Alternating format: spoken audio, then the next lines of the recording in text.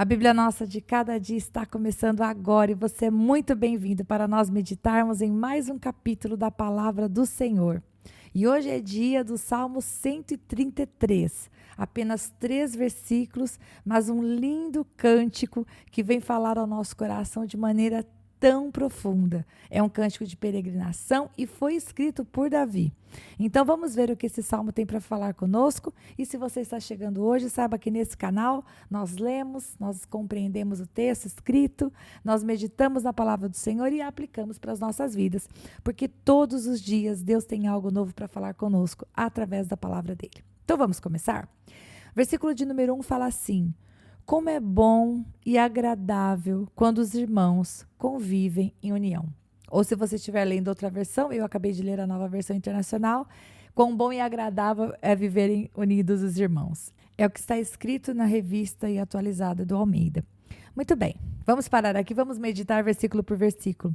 Aqui Davi está dizendo que os irmãos, quando eles convivem em união, isto é bom e agradável. E eu penso que uma das coisas que definem a qualidade desse versículo é a palavra união. Porque Davi, ele vai dizer, quando os irmãos convivem em união, isto é bom e agradável. Eles podem conviver, mas se eles não estiverem em união, não vai ser bom e não vai ser agradável. Davi, como rei que era, ele com certeza entendia o poder que a união trazia.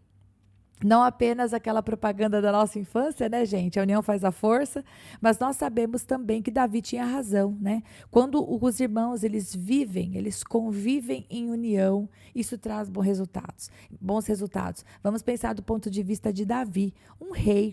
O que ele precisava no seu exército, no seu reino, dentre aquelas pessoas que serviam ele, dentre os seus conselheiros, ele definitivamente precisava de união.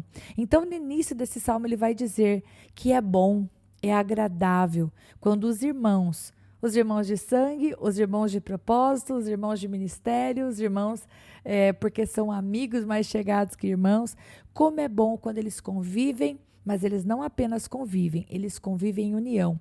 Davi, como rei, ele sabia que quando um exército se une num propósito, se une numa direção, une as suas forças em um único objetivo, isso trazia bons resultados, né? A própria palavra do Senhor fala que como andarão dois juntos se não houver entre eles unidade, né? Se não houver entre eles aquela sensação de vamos juntos até o fim. É impossível, não dá para andar dois juntos se não houver união. A união é muito importante.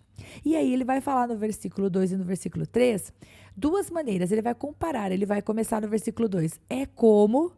E no versículo 3 é como. Então, a gente sabe que o versículo 2 e o versículo 3 se referem a essa convivência em união dos irmãos. A gente medita versículo a versículo, mas o salmo é um todo. Então, vamos prestar atenção nisso.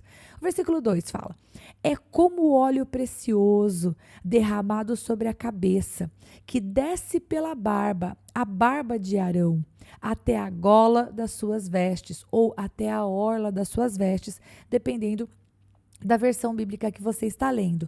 Olha só, então ele vai dizer que esta convivência em união dos irmãos é preciosa. É preciosa como o quê? Ele vai comparar ao óleo de unção. Ele fala que ele compara, é precioso como o óleo de unção. E ele vai falar que este óleo, ele é derramado sobre a cabeça e ele escorre para a barba. O salmista, Davi, ele vai mostrando para a gente uma figura. Este óleo é derramado sobre a cabeça e ele desce para a barba e ele vai descer até o final das suas vestes. Primeiro, a gente precisa entender que essa ideia de óleo não saiu da cabeça de Davi. Se você volta lá na palavra do Senhor, Êxodo capítulo 29, lá no versículo 7, fala desse óleo da unção. Olha o que está escrito lá. Então tomarás o óleo da unção e lhe derramarás sobre a cabeça, assim o ungirás. Bom, quem era Arão? Arão era o sacerdote escolhido por Deus. E a gente sabe que o sacerdote, eles oficiavam diante do Senhor. Eles eram os responsáveis por receber as ofertas do povo. Os sacrifícios estavam diante dos sacerdotes. O povo vinha diante de Deus, mas eles estavam diante de quem? diante do sacerdote. E esse sacerdote, ele não podia estar de qualquer jeito. Ele tinha que estar ungido, ele tinha que estar separado. Esse óleo de unção era derramado na cabeça deles. E não apenas na cabeça deles. Se você vai nesse mesmo capítulo 29, lá até o versículo 21, olha o que diz aqui, ó. Tomarás então do sangue sobre o altar e do óleo da unção, e os aspergirás sobre Arão, que era o sacerdote, e suas vestes, e sobre seus filhos e as vestes dos seus filhos. Então, também era aspergido sobre as roupas de Arão. Por quê? Olha o resto do versículo. Para que ele seja santificado, e as suas vestes, e também seus filhos, e as vestes de seus filhos com eles. Então, a gente vê nesse texto que a unção do sacerdote era posta primeiro na cabeça, mas que também a roupa dele tinha que ser aspergida com esse óleo de unção. E qual era o objetivo disso? Santificar. Santificar é separar, tornar santo, separar para o Senhor. Então, desde o óleo da unção, a gente percebe que, como foi estabelecido em Êxodo, não era só para a cabeça, era para toda veste, toda parte, vamos falar dessa maneira.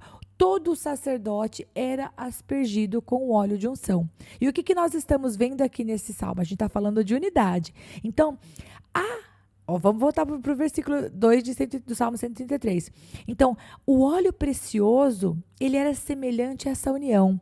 Era derramado na cabeça, descia pela barba e descia até a orla das suas vestes, até a gola das suas vestes, até o fim. Essa gola não é a gola do pescoço, viu, gente? É lá embaixo. Então, todo sacerdote era ungido. Havia uma unidade. Então, a unidade entre os irmãos, essa convivência em unidade, ela é preciosa, como é preciosa essa unção que cobria desde o alto da cabeça do sacerdote até a parte de baixo das suas vestes. Havia uma unidade, ali havia uma integridade, não tinha separação nenhuma. E Davi vai falar no versículo 3 também. É como o orvalho do Hermon, quando desce sobre os montes de Sião. Ali o Senhor concede a bênção da vida para sempre. Vamos entender. Quem é o Monte Hermon? Hermon, né? Não, né, gente? Qual que é o Monte Hermon? O Monte Hermon é a montanha mais alta de Israel. E aqui Davi está dizendo que o orvalho, ele desce do Hermon para os montes Sião. E esse orvalho vai trazendo o quê? Vida, produtividade. Semelhantemente, a unidade entre os irmãos, essa coisa que se espalha por cada uma daquelas pessoas que resolvem conviver juntos, estar em unidade, vai trazer bênção, vai trazer produtividade, vai trazer unidade. E ali, aqui finaliza o salmo, Davi vai dizer, ali onde há esta unidade, ali onde as pessoas convivem, não apenas convivem, mas elas convivem em união, vai ser bom e vai ser agradável. E ali o Senhor concede a bênção da vida para sempre. Quem que concede a bênção? O Senhor. E Ele concede para quem? De acordo com este salmo de Davi. Para aqueles que andam nesta união, que convivem, mas que convivem realmente unidos. E a bênção do Senhor é para sempre. A bênção não é algo que pode ser produzida por mãos humanas, pelo que está dizendo aqui Davi. Aqueles que convivem em união, como o óleo da unção, como o orvalho que desce, esses que estão em união, esses vão viver daquilo que é bom e agradável e eles vão receber do Senhor a bênção para sempre. Bem, nesses 3 versículos profundos, eu acho que fica bem fácil aplicar para as nossas vidas. Nós devemos buscar esta condição do versículo 1, conviver com os irmãos em união. E quem são os nossos irmãos? Uma vez Jesus perguntou isso, né? Quem é o seu próximo? Quem é o seu irmão?